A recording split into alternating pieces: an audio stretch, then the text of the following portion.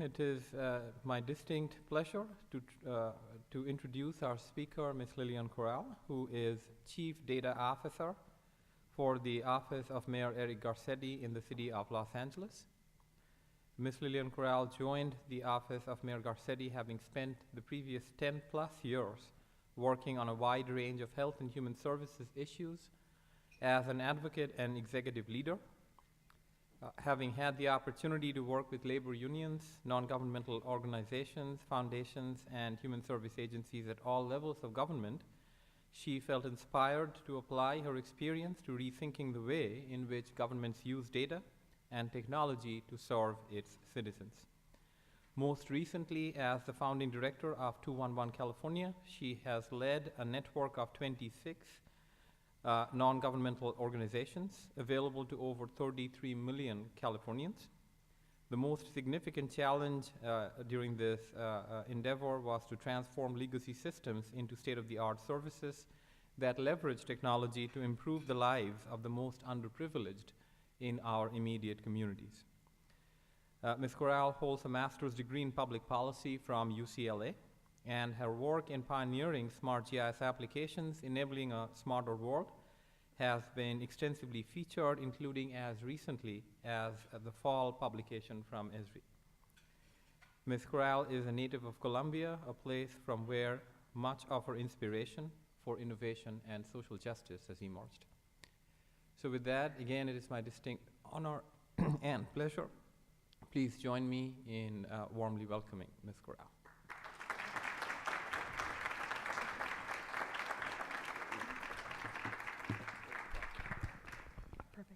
Thank you. And like a good Colombian, I have my cup of coffee. I'm ready to go.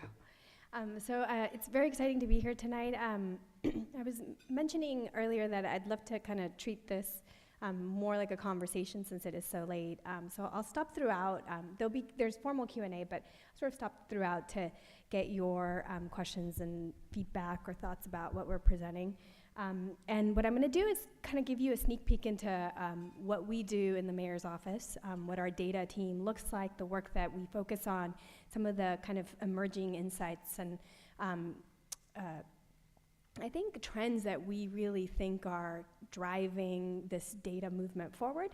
And then I'll also kind of show you some of our actual sites and what they're capable of doing so that hopefully it's relevant in your work as well. So part of the story in terms of where we are in Los Angeles really emerges with a vision of Los Angeles that is around these principles of a safe city, a well-run city, livable and prosperous. And they come from our mayor. And what's really key about that story and that narrative that we tell is that it's unique that you have an executive in many cities who understands data, who understands technology, and really wants to bring that to be an underlying function in the delivery of city services, right? And part of it is he tends to be younger. He also comes into government at around 2013, when we've already had kind of the digital explosion, and so it's really incumbent upon people in his in that tenure, in that frame of time in history, really, to think about, well, how are we leveraging this explosion of iPhones and Galaxy phones into the use of government and into the interface. So the way that much of our work has really started was through our leader, through executive vision and mandate. And we started really with open data and this notion that we needed to make data available and accessible in different formats for different technologies. And so part of it was first transparency, right? Like, we all want to know what government's doing. So once again, back to that relevant question, like, do you guys really know how well your city is performing? Does anybody, do we all live in Redlands, more or less, in here? Nope. Okay, so now we have multiple cities, so across, your table back there, could you all share with each other how well your police is doing, what your crime rate looks like, right? So part of it is should you know about that? You think it would be important to know if your government is paving streets quickly or not, right? we actually kind of should know. We all complain about government, right? We just had a very contentious election. We all complain about government. We all, but none of us really know. So part of the open data movement is this feeling that people really want to know and should know to some degree how we're performing. You don't need to get into the weeds of it and know like the day-to-day, but you kind of should know. You should know what's a priority to us, so that vision that you just saw. And then part of it is that if we make it accessible for different technologies to use it, that the city can leverage that information that we're releasing in smarter ways through analytics and digital services, back to making government more relevant. But two, there's all these citizen scientists. There are entrepreneurs and tech companies who can use that information to also improve your life. So the best example we always think about is when you guys are trying to figure out traffic to and from school, what application do you guys use? So what did we do? We gave data to Waze about where there were obstructions in the city roads. We gave our traffic information to Waze, and Waze uses it in Los Angeles, part of their algorithm to help you get to and from. So if any of you are commuting to LA and you're using Waze, some of those reds, those construction icons, some of that's coming from us. And every time you report something that's happening on the road, Waze is giving us that data back to let us know, oh, there's an obstruction on the road, someone should go clear it. Or, oh, hey, we're having a lot of collisions in this part of the city. We should make a note of that and try and understand what's happening in that intersection. So that is what the idea and the vision was, and so we'll talk more about how we implement it. And the notion is that, again, just to reiterate, it's empowering people to participate in government.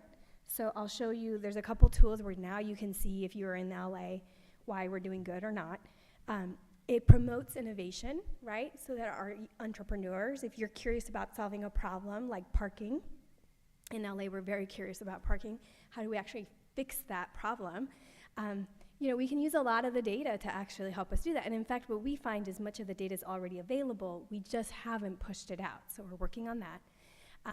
And then we can leverage public information, which is one of government's greatest assets. I mean, that's one of the things we have, and we hoard so much information.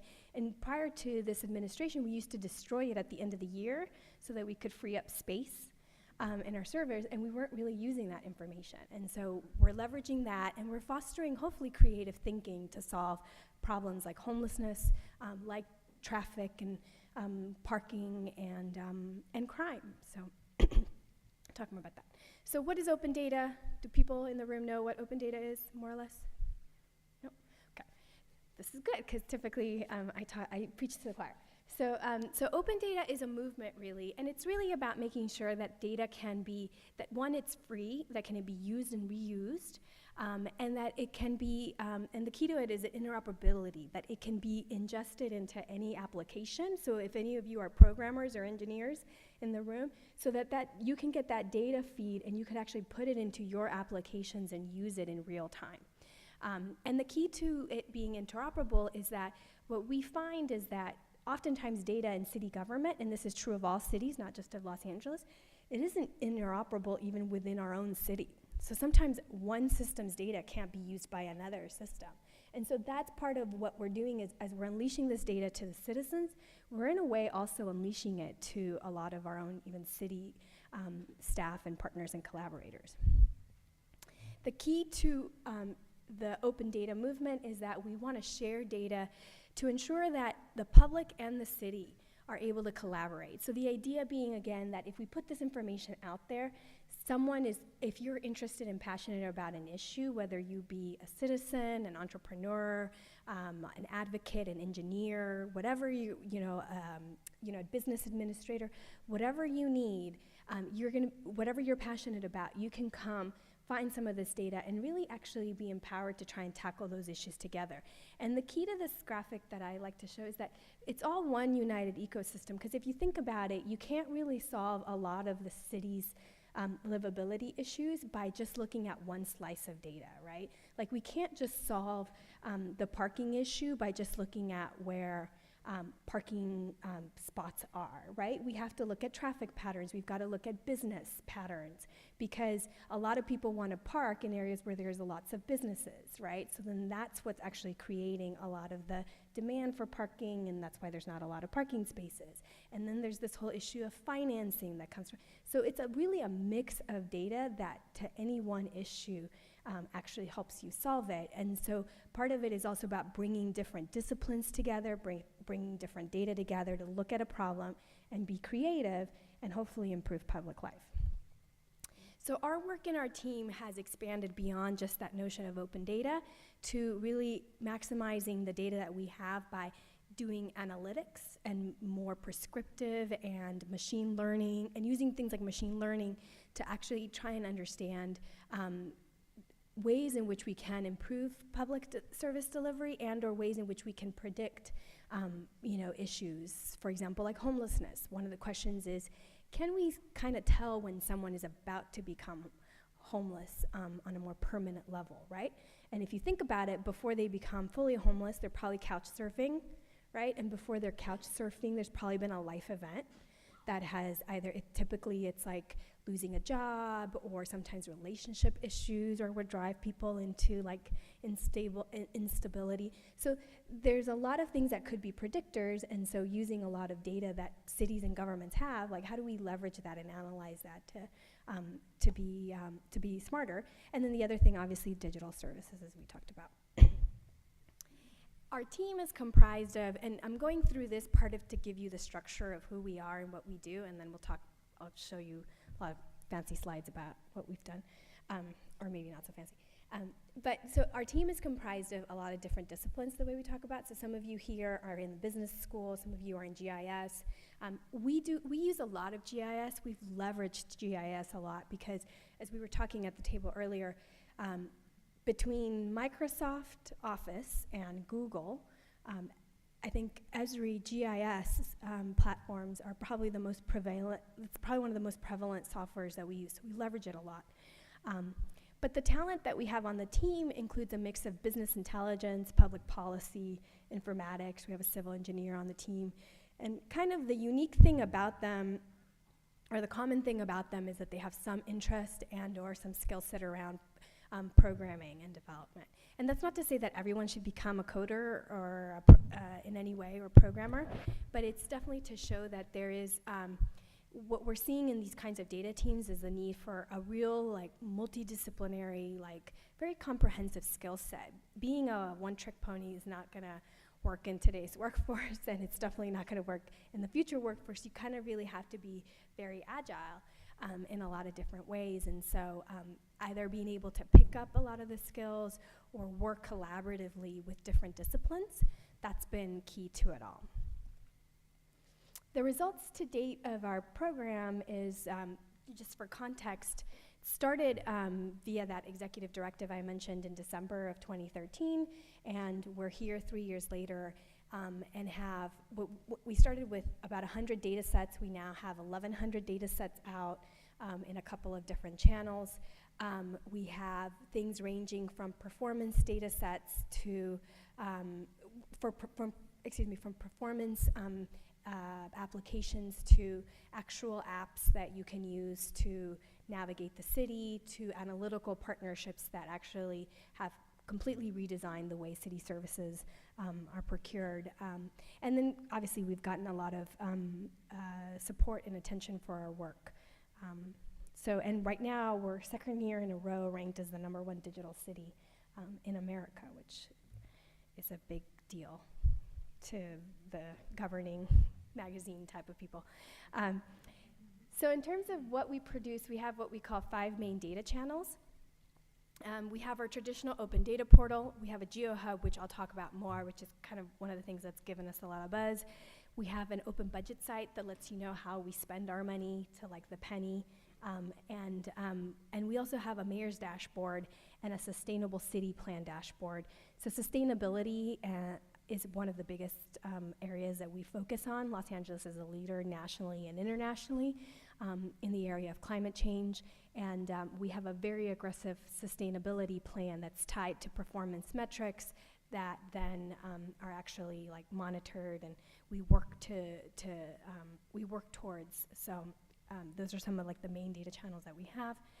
And then in terms of the objectives of all of our work, it's really about making sure that we're creating the right platform, education and outreach for the right solutions, right? So every approach or intervention is going to require different kinds of platforms, but what we're trying to do is be agile as a city and as a group in recognizing that any one platform may not be like the end-all be-all, which is actually kind of new for government, because the way typically government works is you buy that one platform or that one solution, and then everybody has to use it or something, like, or everybody buys their own thing, and then their own thing doesn't talk to each other.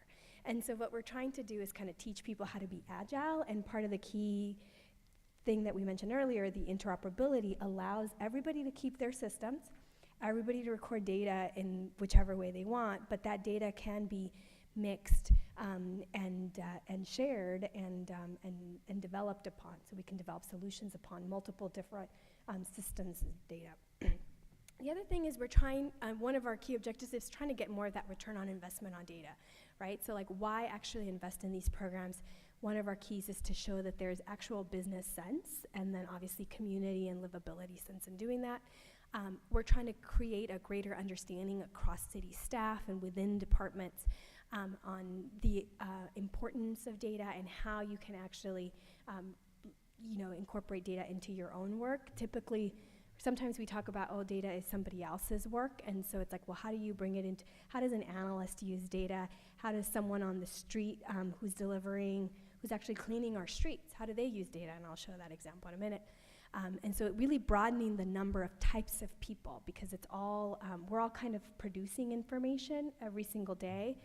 You're all producing information as we're sitting here. So we're all we're all producing it. How do we capture it and actually make sense of it? Enabling interoperability and developing, one of our goals is to develop quick win apps. So part of my team's work is to be really quick in developing things that are, we don't get like a life cycle of 5 to 10 years to implement a system like some of our departments. We basically get like 3 to 4 months when we start to actually produce either an application or have to come up with a solution. Sometimes we get maybe like a couple weeks, right, of notice, like, hey, Lilian, can you do this? And so we go off and do it. I'll kind of skip through this. Big thing is collaboration, right? At the heart of it is, how do we collaborate better as city, across city departments and with the public, with academic institutions? And also, how do we use data to drive decisions? So part of the big thing around transparency is, so I'll use our current political environment as an example, right? Like, one of the things people are really jaded about, right, is because you feel like, decisions are being made by government, by the powers that be, right? That there's that narrative, and then, it's like lobbyists are out there, and whoever advocates and has the strongest voice, like, that's whoever wins. So a lot of, a lot of citizens feel like that's very disconnected, and you don't have a whole lot of options, or you don't have a voice in it, right? Decisions get made without you. So part of what we argue is that data can be an equalizer, because the way the process is right now, you're right, like, whoever's at City Hall, oftentimes, and a lot of times, and maybe every day, we probably will hear them more often than not. But one thing that we can do is, with data and with better information, actually try to equalize that, so that we at least have a counter narrative that either says, oh yeah, that person is right in what they're telling us and in what they're recommending, or not. And that's not often been the case, and so one of the big pushes and the big thrust of a data-driven government is that these government institutions are making decisions based on information and not just on the loudest voices. Now, sometimes the advocacy is important, because, like all things, data is,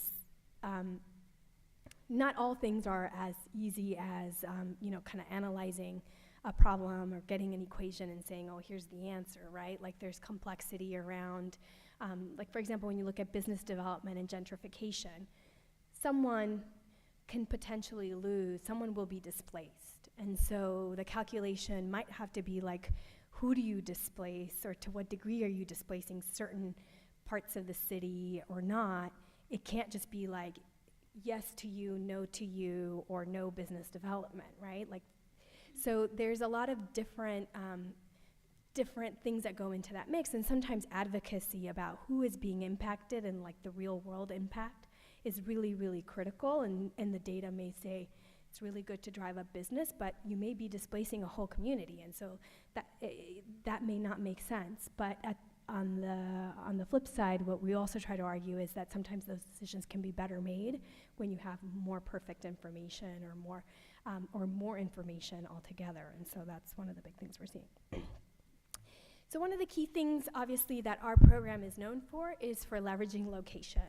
So we have this saying that all politics is local, and so then I twist it and I say all data is local, because really what people care about is their home, right? You care about your street and how your street is doing. You might care about your surrounding neighborhood a little bit more, but you really don't care about the other side of the city. I mean, it's true. It's like we can all be honest about that, because we all care about primarily where we live.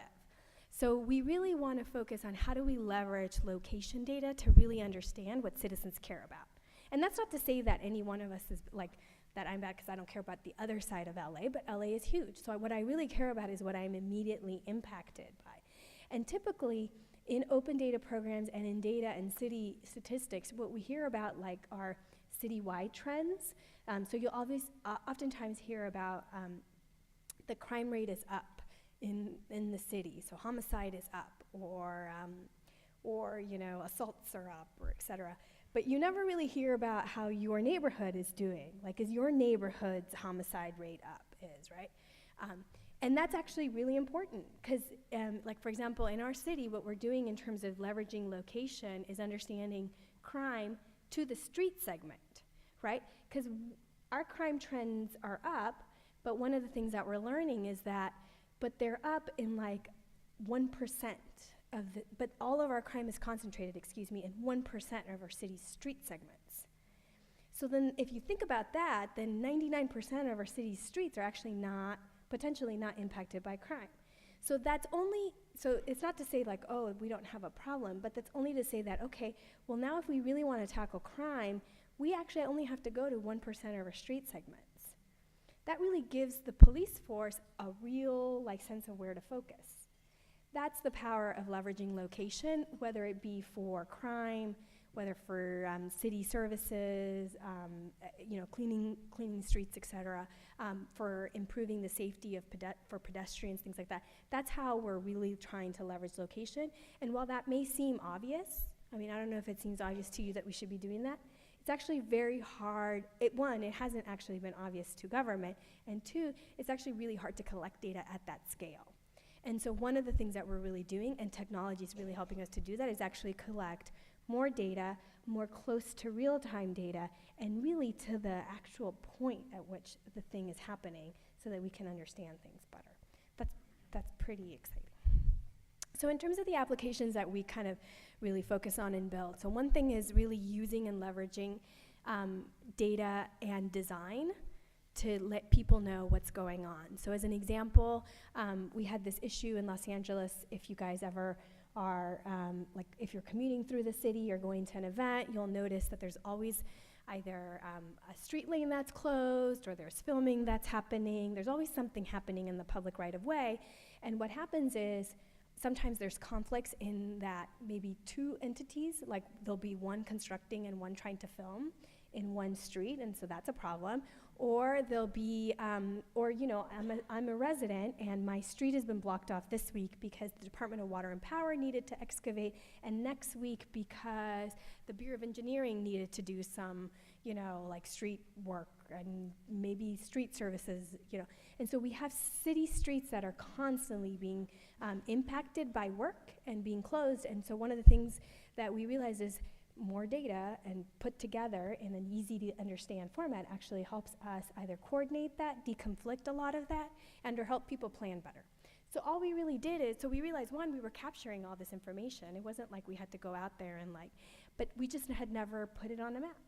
And so we put it on a map, we created a nice interface, and now if you're an Angelino that wants to know what the heck is all that noise outside, you type in your address and you see exactly what's happening, and if you want to complain, you see where to call. Trent, right there, is responsible for all my noise. If you are a private developer and you actually need to ask for the public right-of-way because you need to do some excavation work, and you want to know, hey, can I actually do that before I head downtown and try to get a permit, you can find out because you can see it coming. And then if you just want to be like a celebrity stalker and want to see what kind of filming is happening in the city and who's going to be where, you can also check all the filming stuff on this app. So everybody gets something. And so part of it is just easy user interface, right? Like one of the things is UX, one of the things that we're really pushing is just like Amazon makes it really easy for you to search for that gadget that you need for Christmas, like we should make it really easy for you to figure out what it is you need to do when you go on a government website. And so really intuitive, clean design, like that's a big deal for us. So we did that. And then the other thing that happens when you put things on a map is, from this example, this is a very construction application, if you will. That's the problem we were solving for. But when our emergency management folks saw it, what they saw was information they need to know so that if there is an earthquake or some sort of incident in this location, they actually know what they're going to encounter on the road, which otherwise they wouldn't have access to. So all of a sudden, putting things on a map actually becomes really helpful.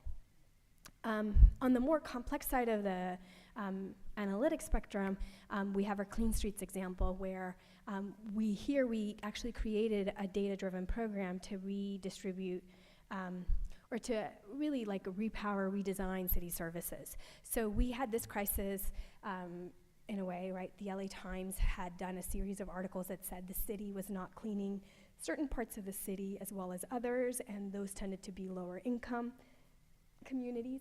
And so we already had a directive to try and improve and create a data-driven model for city services, but now we actually had a crisis on our hands, which is that it looked like the city was inequitably serving parts, different parts of the city. So we got on it, and we came up with this approach, which is the only of its kind in the country, which is where in Los Angeles, every street segment actually gets a street score. So based on 4 different indicators, every single street now has either a 1, 2, or a 3, which is clean, not that clean, or dirty. And then we pull that into a composite grid, and now we know where there's concentration of dirt. And then now, thanks to that data, we actually have a mandate from our mayor to make sure that we have no grids that are 3s, which is dirty, by 2018. And so we're using the information, the quarterly information, to now see whether there was particular trends that were driving the dirt, the uncleanliness of the city, and or to target our services in those areas and to engage the community in helping to partner with us to fix those streets. It also allows us to do one of the other really neat things that we did this is we can literally see every school that is surrounded by dirty streets. So any school that had three dirty streets, which 3 streets with a 3 score, those schools were immediately targeted for cleanup. And so we basically, in that regard, prioritized kids and made sure, and we're trying to make sure no kids actually walk through dirty streets in LA. So, which is a wonderful thing to try and really focus on, but you can't really do that if you don't have data that tells you the street score and if you don't have the data tell you where the streets are. These are the kind of problems we try to solve. The other thing this allows us to do is to get into more complex data sharing and understanding and using the data that other entities are producing. So our county obviously is a huge partner, LA County, but the state and federal government produce information that helps us. So especially, let's say, around science and climate data, we use a lot of that, and we can contextualize it so that our policy staff doesn't have to recreate the wheel or start from scratch when we're talking about things like, pesticides or hazardous waste, but that we're actually building on other people's work. So it's a real iterative way to thinking about data and analysis and incorporating it into the city and actually trying to drive it. The other thing we're trying to do is really contextualize information. So no longer do you get just information that's released publicly that tells you what things are happening, but now we really try to contextualize it in terms of what our goal and our objectives are. So on the top, for example, and I can show you in a minute, the live version is every single place in the city where there's been an accident, where a pedestrian or there's been a vehicular death, And then at the bottom, we actually have like what our metrics are in trying to actually trying to track a decrease in severe injuries or fatalities due to for pedestrians or anybody in a car. It's called Vision Zero. We're trying to get it so that we have the safest city in America. And what this helps us do is this map tells us where there's a concentration. We have a high injury network that was produced based off of that map. What it tells us is there's certain intersections that are somehow more dangerous than others. And those are the intersections that we are now targeting. So some of them are intersections where people just love to make rights and don't see pedestrians and then run over the pedestrian. So what we're doing now is literally making investments in the actual city infrastructure based on that so that it makes it easier. In those, we are putting red lights, right turn lights, because we know that somehow that's an issue, right? In other words, we're creating pedestrian scrambles where nobody crosses, you can create, nobody crosses the street until all lights are red, then you can actually cross diagonally. Trying to actually make infrastructure changes in the city based on data. The next phase of our work is really about trying to get the public's data into our systems and really sharing that more. So there's a lot of data that you guys collect or that you're willing to share or that nonprofits work to collect locally, academic institutions. So bringing all of that kind of data into our environment and seeing how all of that can come together. There's a real resistance sometimes in government to use outside data as valid, and so one of the things we're trying to really play with is in this sandbox of innovation, at least you get a sense of it, at least you see it. It doesn't have to be authoritative, if you will, but at least you understand what some groups are seeing. Then are you more amenable to actually using that in your own analysis or in your own planning and trends? So one of the things is continuing to build that external community engagement interface. And then the other work that we really focus on is continuing to make things more open, improving the quality of our work. And the last thing I guess we'll say is that a lot of the work that we do is really more about relationship building. And I think one of the things we wanted to talk about is, so why present at an academic setting? And I think for a lot of you who are interested or maybe interested in going into government or in any of your related fields, if you're gonna be dealing with social challenges, so one of the things that I mentioned earlier is you're probably gonna have to work with interdisciplinary teams, right? You're never really gonna get someone with the same academic background or experience as you, and that's actually the beauty of things, right?